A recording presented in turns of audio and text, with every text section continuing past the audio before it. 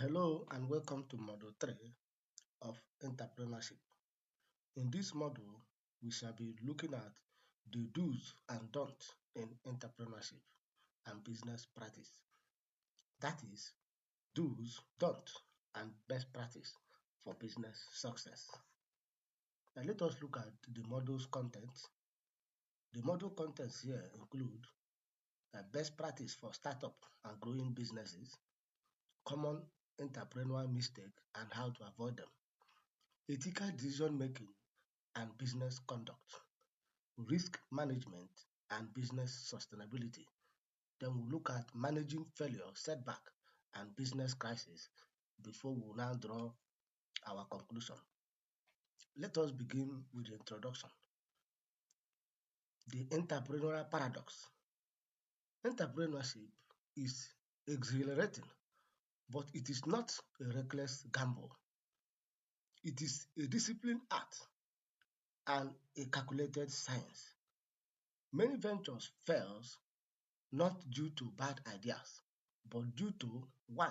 Poor decision making, weak financial control, unethical practices, and inability to manage risk. Success requires knowing both the do's and the don'ts.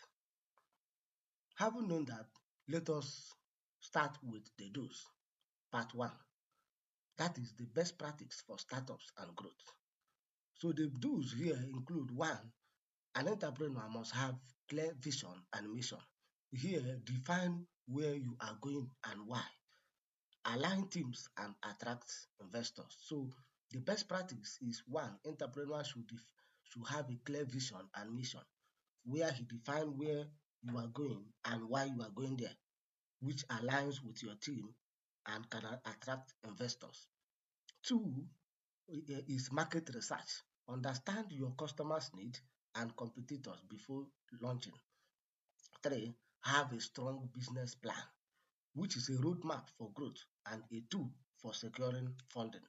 Number 3, you must have your customer experience, which is built on loyal through quality products and excellent services. So these are the best practices. Start small, but think big. Now let us continue with the do's, part 2. Another do's in entrepreneurship is in terms of operational excellency and strategies. Another additional do is agile management. Be flexible, which iterate quickly based on feedback. Furthermore, invest in talent, hire the right caliber of people, and develop strong leadership. Another do is financial discipline. Separate personal from business finances. That is, manage cash flow effectively, reinvest profit wisely. Furthermore, leverage on technology. Use digital tools to streamline operations and engage customers. Finally, networking and mentorship. Learn from those who have walked the path. So you have to have mentors in entrepreneurial development. So these are some of the do's in entrepreneurial activities. Now let us look at the don'ts. That is common entrepreneurial mistakes and how to avoid them. The common mistake here include skipping market research. So it is unethical practice to skip market research. Solution here is validate assumption, know your competitors. So always engage in market research. Another common mistake is poor financial discipline, whose solution lies on budget strictly, avoid overspending. Another common mistake is ignoring customer feedback. So always learn, adapt, and evolve. Another common mistake is resistance to advice. When you fail to seek advice, you are making a mistake. So always seek mentors and professional opinion. Another common mistake is trying to do it all alone. Always build a team and delegate some responsibility. Finally, fear of failure. So when you are afraid of failure, because failure in business is not the end of it, you can learn from your mistakes. So refrain from failure as a learning tool. Having known that, let us look at ethical decision making. why integrity is a competitive advantage. Ethics is equal to long-term profitability. So unethical practices such as fraud, bribery, force yield short-term gain but destroyed reputation. So the key principles of ethical decision is one, an entrepreneur should be transparent and honest with your stakeholders.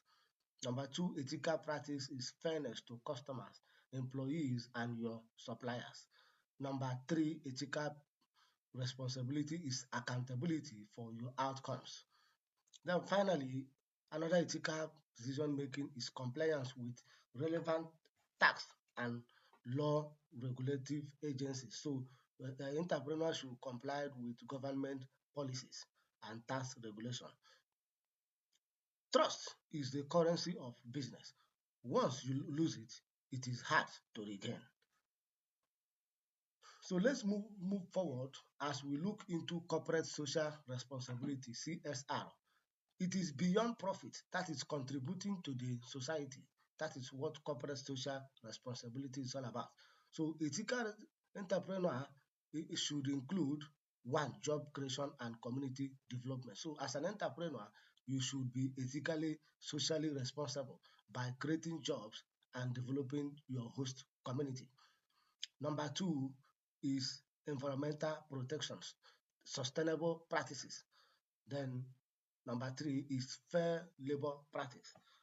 80% of a millennial prefer to buy from sustainable brands. So a sustainable brand is a brand that is that perform corporate socially responsible action. Here, an entrepreneur should establish clear code of conduct and implement regular ethical training. So these are some of the core social responsibility of an entrepreneur.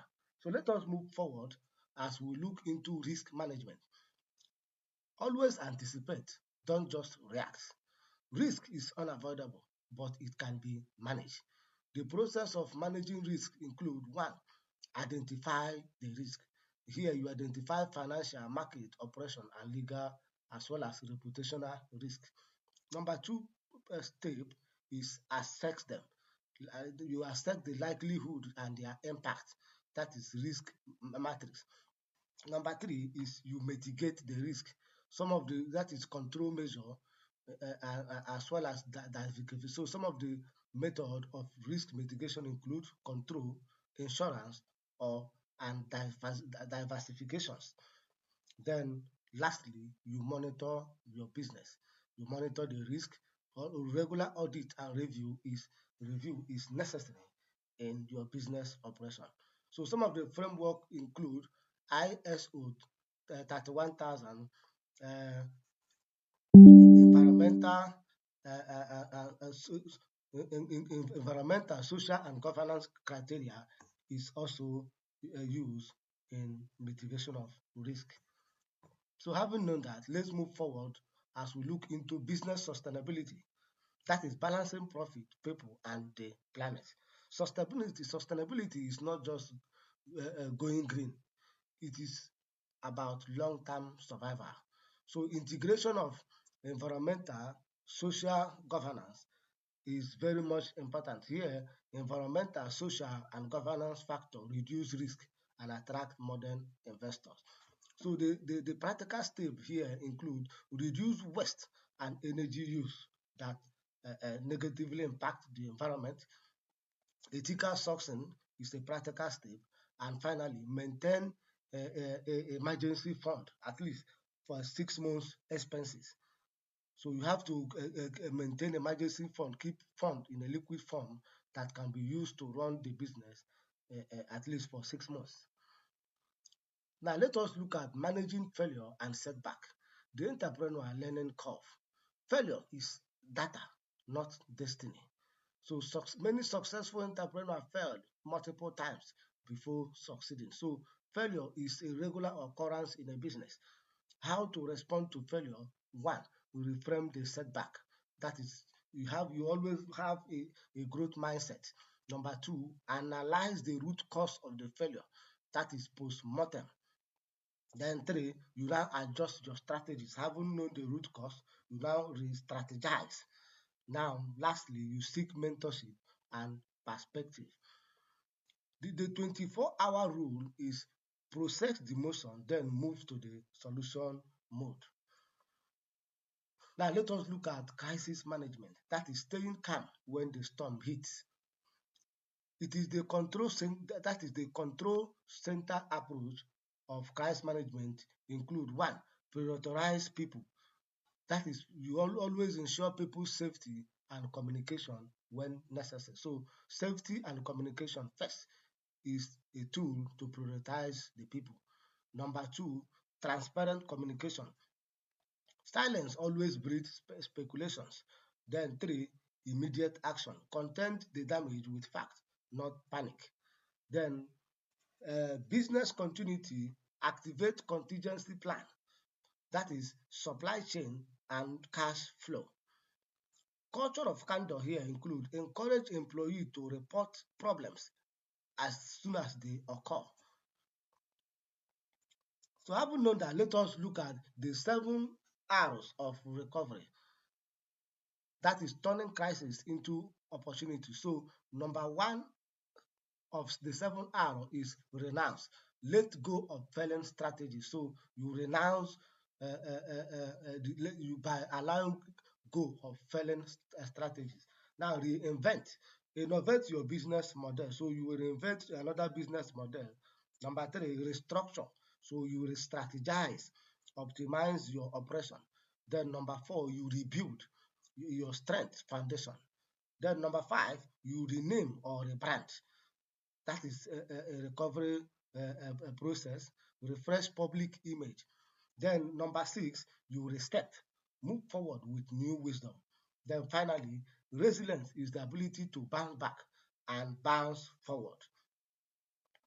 Now let us look at the key takeaways of entrepreneurship. That is the entrepreneurship formula. In terms of planning, the core principle is research plus your business plan, which will give you clear direction. Then in terms of finances, you have to be disciplined and budgeting, which will make you to be what? Survivor. In the area of customers, always seek customer feedback and value, which will bring customers loyalty. In terms of ethics, you have to be integrity and transparent, which will build your company, your business reputation. In terms of risk, identification plus mitigation will make you to be what? Resilient. Then finally, in terms of failure, always analyze and adapt, which will make your business to grow. In conclusion, the disciplined entrepreneurship is more than profit making. It is about creating value responsibly, sustaining the business over time, and contributing positively to society. By mastering the do's and avoiding the don'ts, entrepreneurs can navigate uncertainty with confidence, integrity, and professionalism. Final thought: success is not final, failure is not fatal. It is the courage to continue that counts. That is according to Winston Churchill. Thank you and God bless you.